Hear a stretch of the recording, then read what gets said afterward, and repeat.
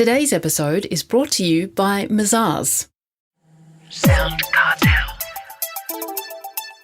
With the pandemic causing such a dramatic impact on society and the way we live, does there need to be an equally dramatic shift in business practice, process and organisational structure?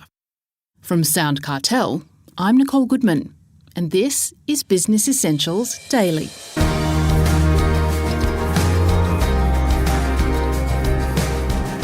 Sydney entrepreneur Ian Whitworth is not a fan of HR departments and layers of management, so typical of big business, which hold back many talented people. Ian left the corporate world to build companies his own way. He's currently CEO of Scene Change, one of the country's leading audiovisual hiring companies. Over the years, his businesses have run on simple rules: Year 6 maths, basic decency, and no jargon. They're outlined in his book, Undisruptable: Timeless Business Truths for Thriving in a World of Non-Stop Change. It's chock-a-block full of simple, common-sense advice for anyone looking to grow their own business. Chris Ashmore asks Ian Whitworth why he wrote the book and what it's about. It's largely about the ability to put yourself in a position where nobody else can take you down.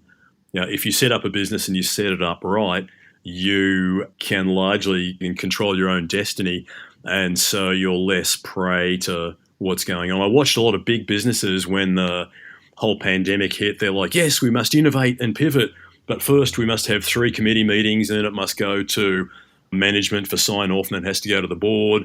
And by the time their genius pivot had gotten through all the layers of approval, it was 9 months later and it was too late. Whereas we as a business, because we have very thin decision structure, we just went, yeah, let's do it. So our pivot activity was up and running in just under 2 weeks from when all the businesses got shut down, and the ability to move around is really helpful these days. Well, you're not a big fan of management or layers of management, are you? Do too many businesses have too many layers?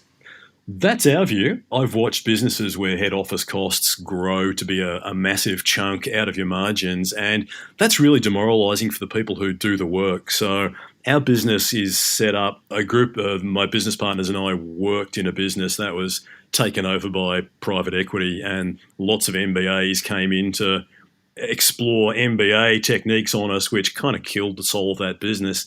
And you just watched the layers of management just multiply. They put in a plausible looking PowerPoint deck that says we need more managers in this area, and suddenly they get them. So we set up our business with rule 1, whatever the finance MBAs would do, we do the opposite. So as little management as possible, and put the money into better frontline staff, the people who actually do the work. And the people who deal with your customers, they're the people you should be focusing on because they make you the money. Well, in your book, you outline many of these kinds of business truths, and you dispel a lot of myths bandied about when it comes to business. What are some of the biggest business myths that you've come across?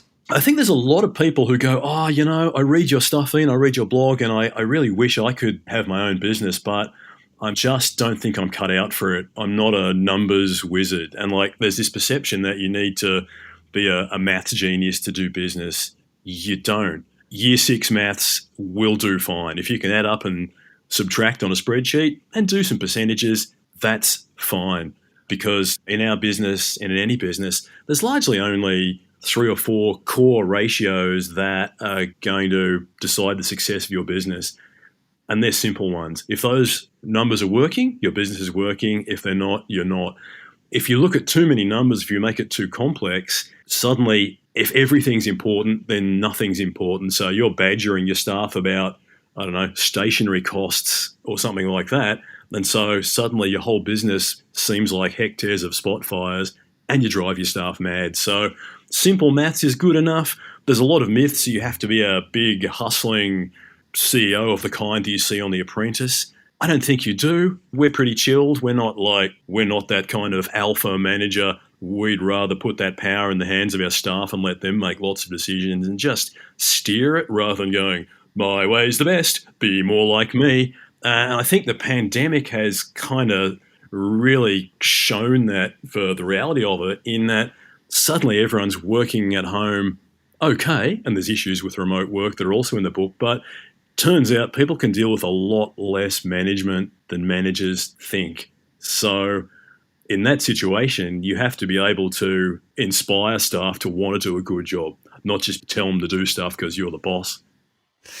Now, if we can turn to marketing, why is a good brand important, do you think? And why is it important to get the brand right from the get-go? It's important to get it right from the start because it's a long game. You can't just create a brand overnight. And part of the reason my current business exists is because I used to be a creative director, I had my own ad agency. I spent a lot of time explaining pitching concepts to clients going, here's an idea. It may seem a bit unusual, but here are all the sensible strategic reasons why we're suggesting to do it. And they go, oh, it's a bit creative. I think we might not do it this time. And so Scene Change, our current business, became a sort of test lab for all the ideas that those clients rejected, which we tested with our own money, all of it, and it works really well. A brand, in most basic terms, is all that stops you from having to be the cheapest of 5 quotes, because it creates trust and just knowledge of you, and people's subconscious brains just go, I want what everyone else is having. At the risk of plugging another book, I really suggest people read Rory Sutherland's book Alchemy, which just systematically deconstructs all the pseudoscience of spreadsheet people. Business is largely controlled by spreadsheet people, and they refuse to believe in any kind of magic, voodoo, or weirdness. But a brand is a kind of magic spell that actually makes people pay more money for your product. So it's really important. In your book, Ian, you write it's important to constantly think about how to move your prices up. Is that one of the biggest problems that small business owners have, that they're too scared to charge more? It is something you have to think constantly about, because your landlord is not coming to you once a year going, Chris, I'd like to bring your rent down by 4% this year.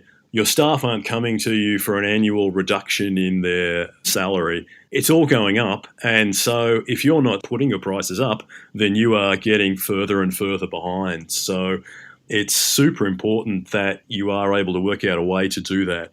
Little bits more frequently work better rather than one large one, but it's an essential business skill. I think the ability to make people pay for your product is, I know that sounds obvious, but there's a huge number of digital startups where they haven't worked out how to monetize it. And if you only have numbers but no revenue, that just makes you a gamer, not a business person. If you can't get people to pay for it, then you got more homework to do. So it's really important that you pay attention to that.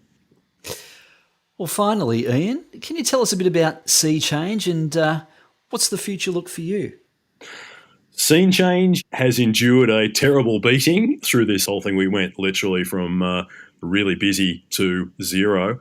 What we did was we ended up using all our technology to set up TV-style studios where clients could do presentations virtually, because everyone got a bit tired of looking at Zoom bookshelves all that time. So the idea was to give people a new way to do that. So that's become a permanent change in the way people do events. There will always now be elements of people, remote audiences and speakers coming in and that sort of stuff. So we're adapting. We managed to keep all our staff, and so they're pretty motivated. They've learned a lot and they're motivated to smash into it. So while we're still probably about 50% of what we would normally be, we're optimistic that there's going to be a lot of opportunities, and we're kind of openly embracing whatever change madness is ahead of us.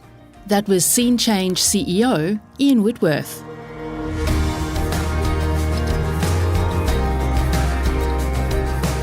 This episode of Business Essentials Daily is produced by the team at SoundCartel.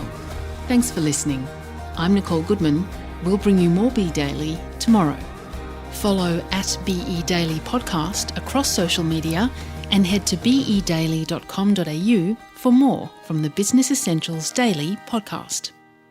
SoundCartel. This episode was brought to you by Mazars. To find out more, visit mazars.com.au. That's mazars.com.au.